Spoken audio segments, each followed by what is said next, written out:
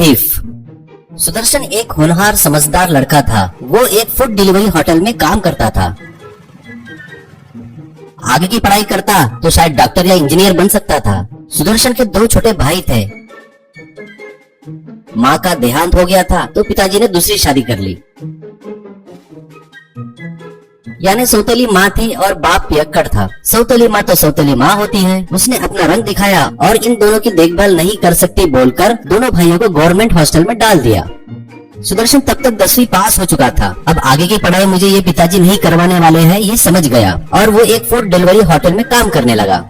सुदर्शन काम करता था इसलिए सुदर्शन को उसकी सौतेली माँ कुछ नहीं बोलती थी।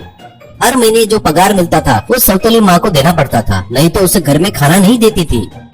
सुदर्शन अपने खर्चे फूड डिलीवरी से मिले टिप के भरोसे करता था और अपने भाइयों को कुछ देता था क्योंकि वो अपने छोटे भाइयों से बहुत प्यार करता था। एक दिन सुदर्शन से उसकी सौतेली माँ कहती है, तेरे भाई जिस गवर्नमेंट हॉस्टल में रह रहे हैं ना, वहाँ पे कुछ बीमारी फैल गई है। रोज मुझे फोन आ रहे हैं, मेरा टाइम खराब हो रहा है। मैंने फालतू में अपना नंबर दिया उन्हें। सुदर्शन, मुझे आपने पहले ही क्यों नहीं बताया? सौतेली माँ, बस यही काम है मुझे, मैं क्यों बताऊँ? पी के पड़ा है ना तेरा बाप, उससे जाके पूछ। गुस्से से बोली और वहाँ से चली गई। सुदर्शन तुरंत वहाँ से हॉस्टल जाता है। वहाँ हॉस्टल का इंचार्ज सुदर्शन से कहता है, ये वायरल बीमारी तेरे भाइयों को लग गई है, यहाँ से उसे अपने घर लेके जा। यहाँ रहेंगे तो बीमारी बढ़ जाएगी और उनकी जान भी जा सकती है। सुदर्शन, भैया कल आके ले जाऊंगा, तब तक मेरे भाइयों का ख्याल रखिए प्लीज। ऐसा कहता है और 200 रुपए इंचार्ज को देता है। इंचार्ज पैसे लेकर, कल पक्का यहाँ से लेके जाना, अगर बीमारी बढ़ गई तो कुछ बोल नहीं सकते। सुदर्शन अपने ऑफिस में दोस्तों से, अपने साथ काम करने वालों से पैसे मांगता है। हर किसी ने अभी हमारे पास पैसे नहीं बोला उसे। सुदर्शन एक होटल के सामने पार्सल के लिए राह देख रहा था और सोच रहा था, भाइयों को वहाँ से लेके जाकर किसी बच्चों के दवाखाने में एडमिट करना पड़ेगा, अच्छा इलाज करवाना पड़ेगा, लेकिन इसके लिए पैसे भी लगेंगे।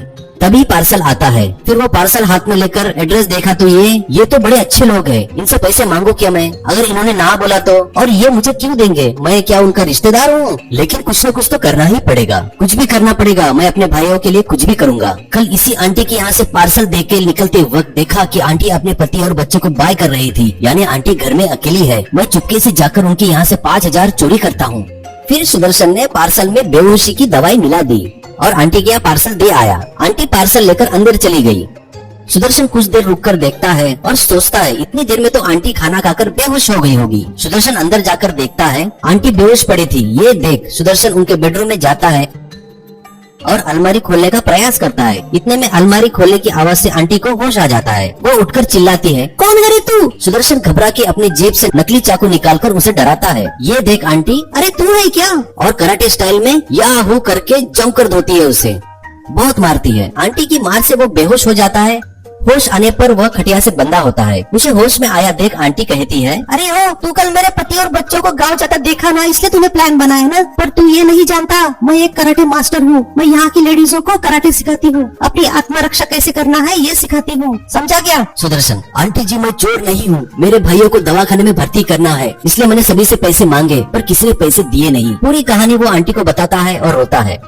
फिर आंटी उसे बंधन से मुक्त करती है और कहती है, मेरी एक स्टूडेंट डॉक्टर है, मैं उसे फोन करती हूँ, जा अपने भाइयों को लेके जा उसके पास और एडमिट कर, और ये ले 5000 रुपए अच्छे से देखभाल कर, और ये पैसे मुझे वापस करने की जरूरत नहीं है। तेरा नाम क्या है? सुदर्शन, जी मेरा नाम सुदर्शन है आंटी। सुदर्शन, तेरी शिक्षा, तेरी परवरिश अच्छे बुरे सही गलत का ज्ञान मिला होता तो ऐसा नहीं किया होता। खैर छोड़, आज से तू मेरा भाई है, जा अपने भाइयों की अच्छा इलाज कर, ठीक है? ठीक होने के बाद उनके यहाँ लेकर आ और तू भी आके यहाँ पे रहे। यहाँ रहकर तुम अच्छे से पढ़ो, तुझे और तेरे भाइयों को मैं पढ़ाऊंगी। सुदर्शन हाथ जोड़कर भीगी आंखों से, धन्यवाद दीदी, आपका बहुत बहुत धन्यवाद, ऐसा कहता है और वहाँ से चला जाता है।